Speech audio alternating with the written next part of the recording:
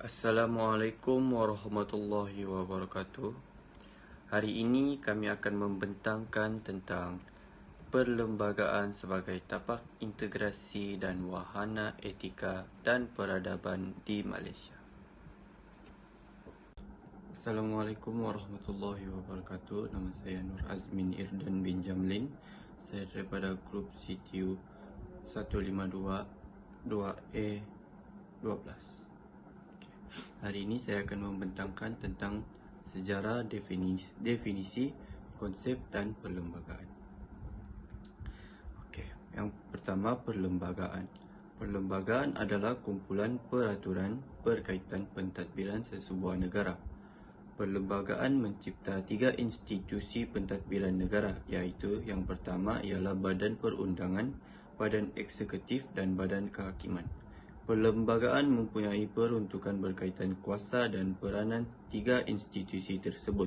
Pada masa yang sama, perlembagaan meletakkan had kepada kuasa ketiga-tiga badan tersebut. Definisi perlembagaan. Perlembagaan berperanan sebagai panduan bagi membentuk undang-undang sama ada di pihak kerajaan atau rakyat. Perlembagaan merupakan satu dokumen yang mengandungi semua susunan peraturan dan undang-undang dasar atau formula yang menyatakan tugasan kuasa-kuasa awam di dalam sesebuah negara dibahagikan dan digunakan. Perlembagaan juga satu set peraturan tentang hak, kuasa dan prosedur serta tanggungjawab pihak yang mengawal dengan memandu hubungan di antara satu autoriti dengan autoriti yang lain dan juga antara autoriti dengan rakyat awam. Pengenalan perlembagaan persekutuan. Malaysia mempunyai perlembagaan bertulis. Perlembagaan persekutuan mula dikuatkuasakan pada 31 Ogos 1957. Digubal oleh Suruhanjaya Raid yang diketuai oleh Lord Raid, Sir Ivor Jennings daripada British, Sir William McKell daripada Australia, B. Malik daripada India dan Hakim Hamid daripada Pakistan. Perlembagaan persekutuan digubal berdasarkan 131 memorandum yang diserahkan oleh parti politik dan Pertubuhan Tanah Melayu serta merupakan sumber segala perundangan yang wujud dalam negara. Sebagai contoh, undang-undang penting untuk mengawal tingkah laku masyarakat seperti Malaysia menyediakan garis panduan kelakuan masyarakat dan undang-undang asas pembinaan etika dan tamadun. Perlembagaan persekutuan menyediakan ruang tapak integrasi. Tapak integrasi ini menjadi wahana etika dan peradaban bagi Malaysia sebagai payung dan penyelesaian tuntas segala isu, kuasa, kebebasan, hak dan peraturan. Sejarah perlembagaan persekutuan. Asas perlembagaan persekutuan Malaysia ialah Perlembagaan Persekutuan Tanah Melayu. Berikutan kemenangan Parti Perikatan dalam pilihan raya persekutuan pertama pada tahun 1955, Tunku Abdul Rahman Putra telah dipilih sebagai Ketua Menteri pertama. Selain itu, untuk tugas penggubalan perlembagaan, Kerajaan British telah menubuhkan sebuah jawatan kuasa kerja yang terdiri daripada Wakil Kerajaan British, Penasihat Majlis Raja-Raja dan pemimpin-pemimpin parti. Penggubalan Perlembagaan Persekutuan Tanah Melayu merupakan langkah pertama ke arah membentuk kerajaan sendiri selepas Britain bersetuju untuk memberikan kemerdekaan kepada Tanah Melayu pada 1956. Pada Januari 1956, Tunku Abdul Rahman mengetuai rombongan ke London untuk membincangkan soal penggubalan Perlembagaan Persekutuan dan merundingkan tarikh kemerdekaan untuk negara. Pada Mac 1956, satu suruhanjaya perlembagaan diketuai Lord Reid telah ditubuhkan untuk merangka dan meneliti Perlembagaan Persekutuan Tanah Melayu. Suruhanjaya tersebut telah mendapat pandangan parti-parti politik, persatuan-persatuan bukan politik dan individu tentang bentuk negara dan bangsa bagi negara ini. Dalam proses runding cara itu, satu memorandum daripada Parti Perikatan telah mendapat keutamaan. Memorandum berkenaan yang disebut sebagai Pakatan Murni, iaitu persetujuan secara bertolak ansur demi kepentingan bersama serta persetujuan menghormati hak-hak orang lain.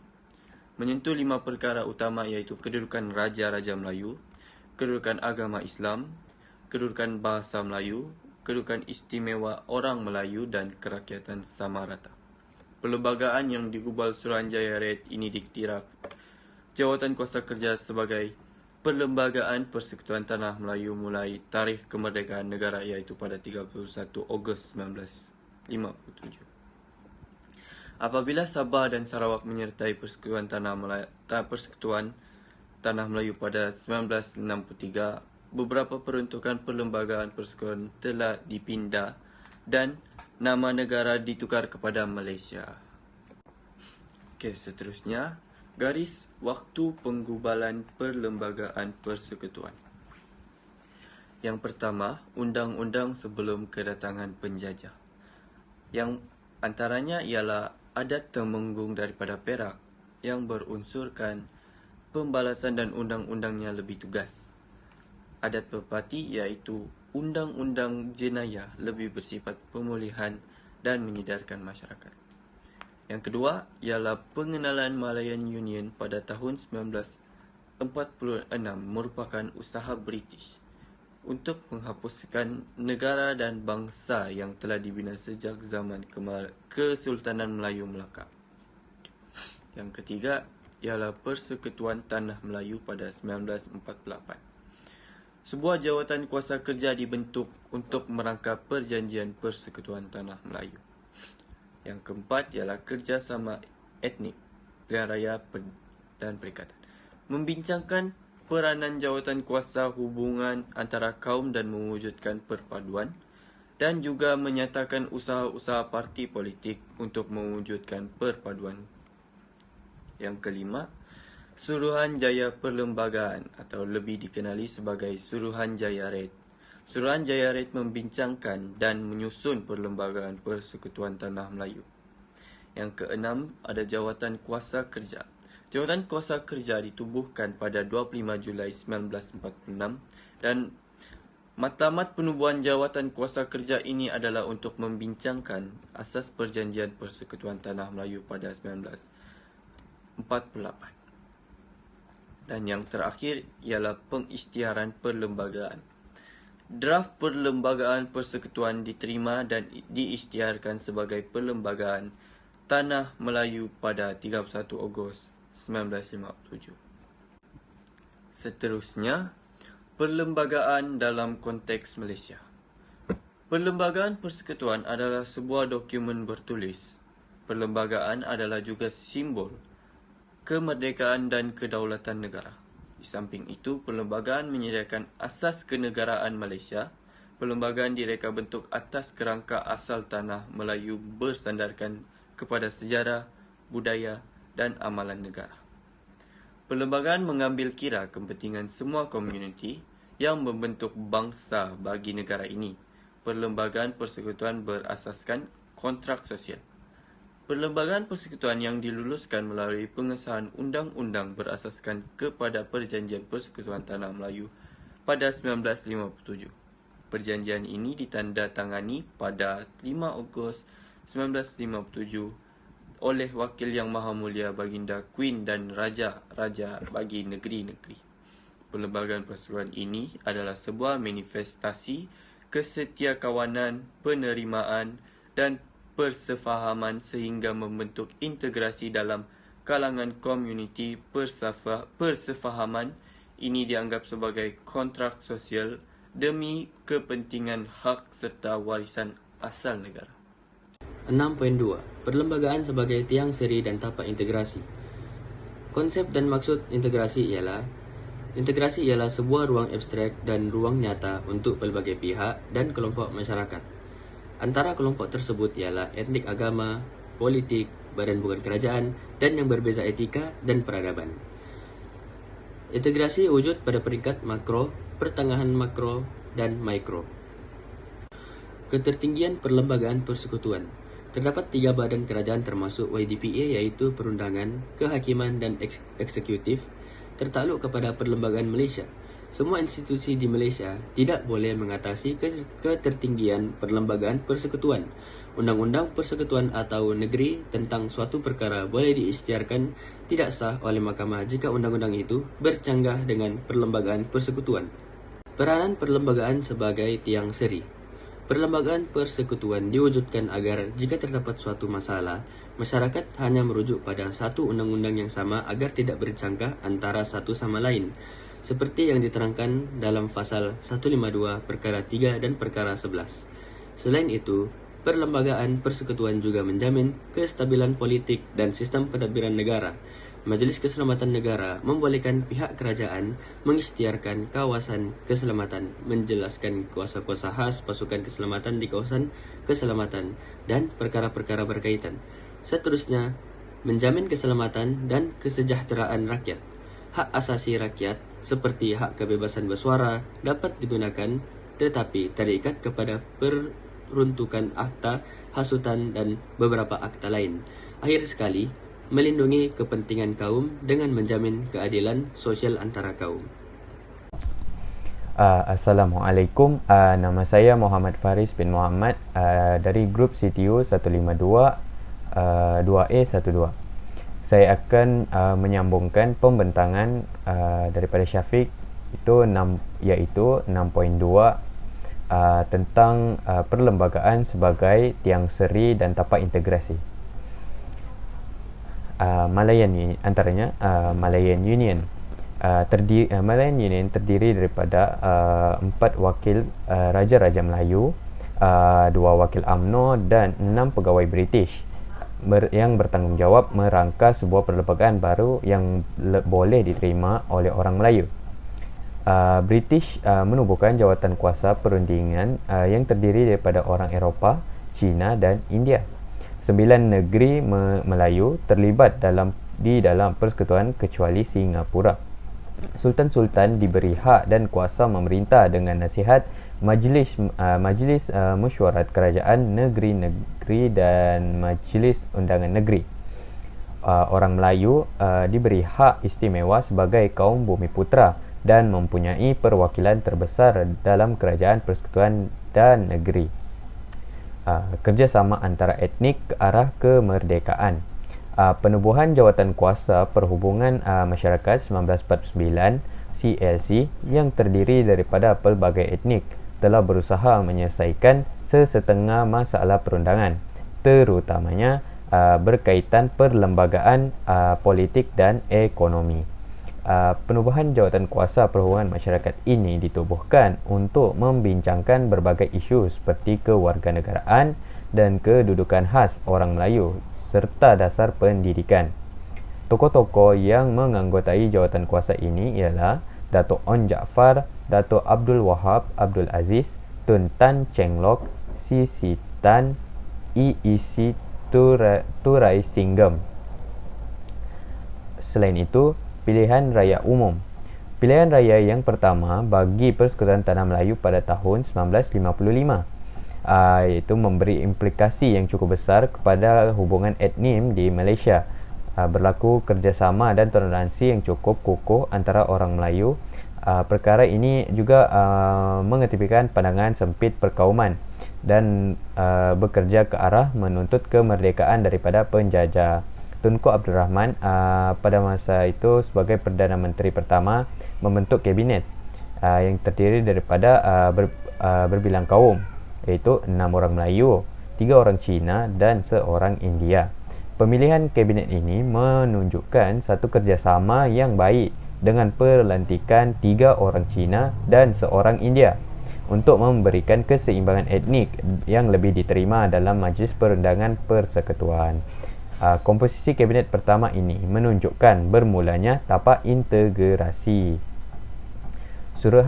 Di samping itu, Suruhanjaya Red, sebuah Suruhanjaya bebas yang mana disempurnakan nama pengerusinya, iaitu seorang hakim Mahkamah Rayuan England, Lord William Red.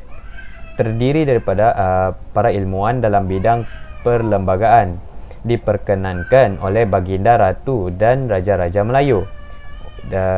Suruhanjaya Rakyat ini untuk merangka perlembagaan bagi Persekutuan Tanah Melayu. Assalamualaikum warahmatullahi wabarakatuh. Nama saya Muhammad Khairul Rizwan bin Muhammad Abdul. Saya daripada Fakulti Pengurusan Perniagaan Pengangkutan BA 117 dan dari klub kelas CTU 1522 A12. Saya akan membentangkan tentang konsep dan penghayatan tapak integrasi. Tapak integrasi sebagai wahana sosial untuk membina suatu kefahaman yang lebih mendalam. Integrasi ialah proses bagi mewujudkan identiti nasional dalam kalangan kumpulan yang terpisah dari segi kebudayaan, sosial dan lokasi. Proses ini amat penting kerana ia dapat menyatupadukan seluruh masyarakat dan negara supaya setiap anggota masyarakat dapat membentuk satu identiti dan nilai bersama serta perasaan cinta akan negara. Seterusnya, ciri-ciri tapak integrasi. Antara ciri-ciri tapak integrasi ialah sebuah ruang sosial, abstrak dan nyata. Suatu titik pertemuan untuk kelompok strategik. Proses pertemuan berasaskan prinsip iaitu tawar-menawar, perundingan, pengantaraan. Ada tapak yang diinstitusikan dan ada yang tidak. Ada yang berjaya dan juga ada yang tidak berjaya. Usaha membina tapak integrasi diteruskan dan menuju ke arah penyatu paduan. Seterusnya, keperluan tapak integrasi. Pertama, memastikan setiap peringkat daripada makro, meso dan mikro menjalankan tugas mengikut peranan masing-masing ke arah penyatu paduan. Kedua, menjadi satu asas kepada setiap usaha untuk mencapai perpaduan. Ketiga, memastikan usaha ke arah perpaduan sentiasa mengekalkan momentum dan tidak hilang arah.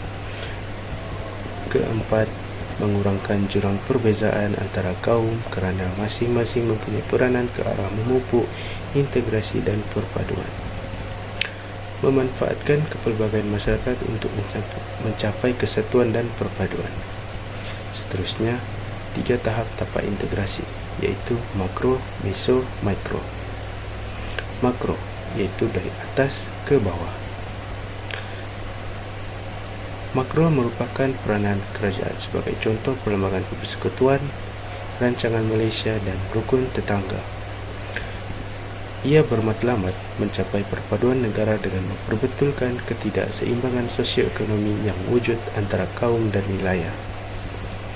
Bermatlamat mencapai pembangunan seimbang bagi mewujudkan masyarakat yang bersatu padu dan adil. Mewujudkan bangsa Malaysia yang bersatu padu, progresif dan makmur. Meningkatkan daya tahan dan daya saing ekonomi Malaysia. Seterusnya, meso, bawah ke atas.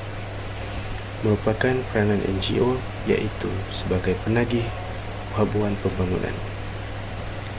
NGO juga merupakan ejen pemantau pelaksanaan program untuk minoriti. Antara badan unit NGO adalah Rakan Kop dan Suhakam. Rakan Kop membolehkan polis dan masyarakat saling menggembleng tenaga dan lebih berkesan memerangi jenayah dan apa jua masalah keselamatan. Suhakam pula adalah untuk mempromosikan kesedaran dan memberikan pendidikan yang berkaitan dengan asasi manusia. Selain itu, Suhakam juga adalah untuk menyiasat aduan tentang pelanggaran hak asasi manusia. Seterusnya, mikro, iaitu inisiatif akar umbi. Ianya merupakan peranan rakyat sebagai contoh rukun tetangga dan rumah terbuka. Rumah terbuka di Malaysia bermaksud sesuatu perayaan agama disambut oleh penganut pelbagai agama dengan tujuan memupuk persefahaman di kalangan rakyat Malaysia. Amalan rumah terbuka ini sangat unik bagi Malaysia kerana telah mendorong kepada keamanan dan kebaikan keadaan dalam negara kita. Rukun tetangga pula bermatlamat memelihara, meningkatkan dan mengukuhkan perpaduan rakyat dan integrasi nasional selaras dengan dasar-dasar kerajaan berlandaskan perlembagaan persekutuan dan rukun negara. Rukun tetangga membolehkan rakyat mengawal keselamatan di kawasan kediaman masing-masing. Skim rukun tetangga diperluaskan lagi dengan pendekatan pembangunan komuniti. Assalamualaikum, nama saya Suhairin bin Utoh dari kelas CTU 152 2E12.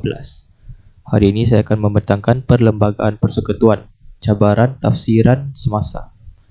Dalam menjadikan perlembagaan sebagai tapak integrasi dan wadah penghayatan etika dan peradaban bagi Malaysia, kita tidak dapat lari daripada menghadapi cabaran sama ada pada peringkat negara atau dunia. Antara cabaran yang dihadapi adalah mengekalkan kelangsungan elemen-elemen tradisi dalam perlembagaan. Yang kedua, mengekalkan kelangsungan sistem negara persekutuan. Yang ketiga, mengekalkan kedudukan agama secara umum dan Islam sebagai agama negara. Yang keempat, mengekalkan kestabilan negara dengan menjaga kepentingan perpaduan dalam kalangan masyarakat berbagai etnik. Yang kelima, menghadapi gelombang hak asasi dan orde baharu dunia. Yang terakhir, mengekalkan keamanan negara dalam mengawal dan menghapuskan aktiviti subversif dan jenayah terancang. Dalam pada itu, terdapat beberapa langkah mengatasi cabaran-cabaran tersebut. Oleh itu, semua warga negara dan penduduk Malaysia hendaklah berusaha dalam mengatasi cabaran yang sedang dan akan dilalui pada masa akan datang. Antara langkah mengatasi tersebut termasuklah yang pertama, menghindari sifat yang mengutamakan keinginan untuk mengejar hal kebendaan. Pada masa kini, budaya materialistik semakin terserap dalam kalangan masyarakat dunia yang terkejar-kejar untuk mencari kesenangan dunia. Maka terwujudlah budaya materialistik ini di mana ia semakin mendominasi di peringkat global. Yang kedua, menangani sifat ingin terlihat mengikuti peredaran zaman, yaitu tren terkini. Penerimaan sosial masyarakat kini terhadap perkara baru membawa kepada risiko apabila mudah terpengaruh dengan perkara tidak baik. Hal ini amat membimbangkan kerana menjadi faktor utama cabaran yang dihadapi dalam tafsir semasa. Yang ketiga, menangani kepelbagaian sosio-budaya dan kepelbagaian kelompok dalam kalangan masyarakat. Masyarakat perlu diberi kesedaran untuk menghormati kepelbagaian tersebut untuk mengatasi cabaran-cabaran yang berlaku pada masa kini. Kepelbagaian ini seharusnya menjadi satu keunikan yang sepatutnya diraih dan menjadi kebanggaan kita. Yang keempat, mengaplikasikan konsep perlembagaan negara, menyusun dan merancang bagi menghasilkan negara yang makmur dan harmoni. Yang kelima, menjadikan agama Islam sebagai panduan hidup dalam bermasyarakat serta secara individu. Yang keenam, mencegah perbuatan jenayah dan perkara salah laku bagi mengekalkan keharmonian dalam negara. Yang ketujuh, menghalang pengaruh liberal dalam negara. Contohnya, ceramah-ceramah berkaitan yang berunsurkan liberalisme. Yang ke-8, mengatasi pluralisme media massa. Hal ini kerana media massa kini sangat penting dalam mencorakkan pemikiran masyarakat dalam kehidupan seharian. Hal ini boleh membawa kepada kemudarattan sekiranya media massa menerapkan perkara buruk dalam siaran mereka. Sekian itu saja daripada saya. Terima kasih.